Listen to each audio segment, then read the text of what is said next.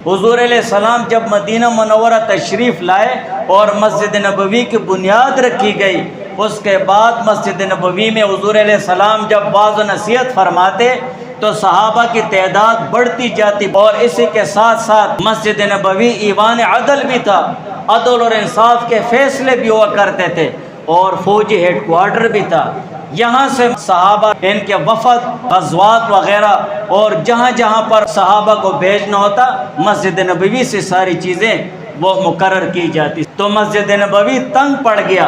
इसी दौरान हुज़ूर अलैहिस्सलाम ने फरमाया कि साथ वाली जो जगह है ये जो कोई ख़रीदेगा और वक़फ़ कर देगा मस्जिद नबवी के लिए, अल्लाह ताला से जन्नत अता फरमाएंगे।